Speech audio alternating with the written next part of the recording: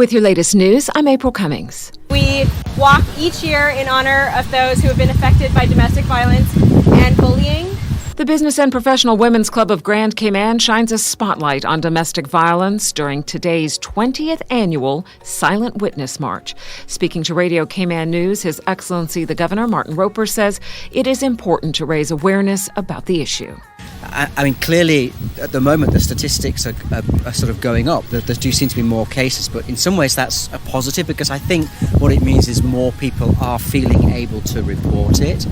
So I just think it's really important to raise awareness and for people to know that there are people out there they can talk to. There are many sort of organisations represented here today that people can talk to them for advice and support. So I just wanted to come down and show my support for this initiative and help to raise awareness. This year's theme is Safe Home, Safe Community, which reflects on the COVID-19 pandemic.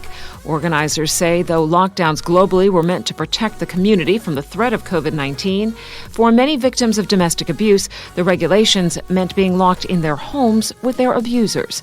The theme aims to encourage everyone to work towards safe homes, which of course means a safer, wider community. And a quick check of the day's COVID-19 test results. Medical Officer of Health, Dr. Samuel Williams Rodriguez, reports 481 COVID-19 tests carried out since Monday.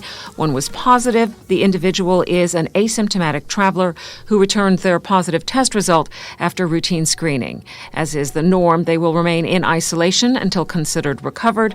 There are 832 people right now in isolation, whether in a government facility or in their homes as required by the Medical Officer of Health. A 47-year-old West Bay woman suspected of DUI turns herself into police the day after managing to get out of a police car on the night of her arrest. Shortly before 6:30 p.m. Sunday, officers responded to a report of a collision on West Bay Road in the vicinity of Snooze Lane involving a white Ford Escape and a green Toyota RAV4. Roadside breath tests were conducted on both drivers. The driver of the Ford, a 26-year-old Boddentown man, had a reading of 0.174%. The driver of the Toyota, a 47-year-old woman from West Bay, had a reading of 0.320%. Both were arrested on suspicion of DUI. The driver of the Toyota was put in the police vehicle, while the driver of the Ford complained of pain and was taken to the Cayman Islands hospital by ambulance. The officers accompanied the ambulance to the hospital, and while there, the driver of the Toyota somehow managed to get away. She's turned herself in and is under arrest on suspicion of driving while impaired, careless driving, and escaping lawful custody. Both drivers are now out on bail. An investigation into a two-car collision at the junction of Bobby Thompson Way and Smith Road last night is now underway. The collision involved a silver Lexus traveling on Bobby Thompson Way headed toward Huldah Avenue and a white Pontiac traveling on Huldah Avenue headed toward Smith Road. As a result of the collision, the drivers sustained injuries and were taken to the Cayman Islands Hospital for treatment for what are believed to be non-life-threatening injuries. They were both later released from the hospital. Fire crews did respond to the scene due to the possibility of gas leaking from the vehicles. The vehicles were towed away, and the collision now under investigation by the Traffic and Roads Policing Unit. Bringing people together in the capital to celebrate, enjoy food and music was starting to become a popular event on the Cayman calendar until COVID-19 came along. Well, now Saturday Night Live is back, this time as Experience Cayman Live. Radio Cayman's Felicia Rankin-Solins has more. The Ministry of Commerce, Planning and Infrastructure launched Experience Cayman, which is a virtual festival. We wanted to bring a live version of that virtual festival. And since Saturday Night Live was so successful, we basically kind of piggybacking off of that. So we launched the Experience Cayman Live, and it's just basically a way of us reminding the community about, the amazing local artisans that we have here on island. Thais Toussaint, Senior Business Advisor at the Cayman Islands Center for Business Development, adds it's coming just in time for the holiday season. So we're going to have 30 local vendors selling everything from fashion accessories to one-of-a-kind art pieces. It's a great opportunity to get your holiday shopping done while also supporting local small businesses. There's going to be stalls selling delicious food, drinks, as well as live music and a kids' play area. So we're hoping that persons would take this opportunity to shop, dine, experience, and support these businesses. However, the event is more than just a holiday shopping event, but an opportunity to assist Cayman's small businesses in their economic recovery. COVID has obviously had a great impact on small businesses. It's been a really tough year. They've lost a lot of sales because of COVID. So we wanted to offer them the opportunity to, showcase what they have to offer, and persons come out and do some holiday shopping, spend some money locally. Experience Cayman Live is a way of reminding everyone about all the talented artists and craftsmen that we have here on island. It's important to help these local businesses thrive, providing more job opportunities for Caymanian and so on. So it directly supports the owners and employees of these local businesses and their families. The event takes place on Saturday, December 5th from 4 p.m. to 11 p.m. on Cardinal Avenue.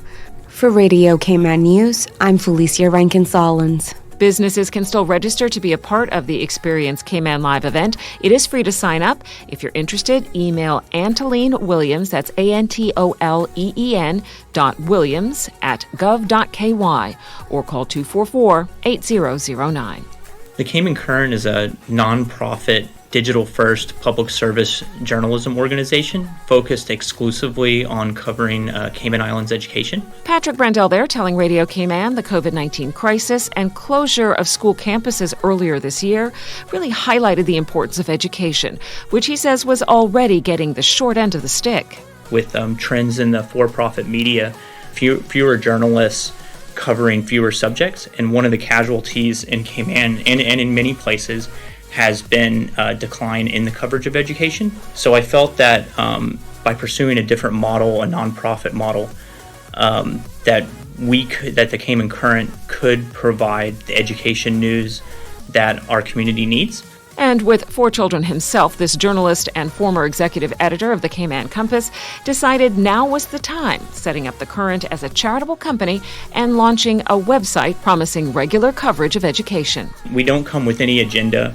We are not coming with any partisan point of view. What we really want to do is first report education news and tell people what's going on in the education system, but also in terms of engagement, we want people to feel like they have ownership over their children's education. And also we can provide a platform for people to express their opinions and engage in constructive conversation about the kind of education system that our country needs. You can find out more and sign up for their newsletter by visiting caymancurrent.org. The National Museum is marking 30 years of keeping the culture alive, and as Radio Cayman intern Adelaide Walton reports, the museum made it a local affair. The Cayman Islands National Museum celebrated its 30th anniversary on Saturday with a Lukia kitchen dance. The National Museum, as customary, got its lease renewed with the Cayman Islands government with the exchange of a peppercorn lease symbolized with a 25-fathom coil or rope. The celebration included live music by Bonafide,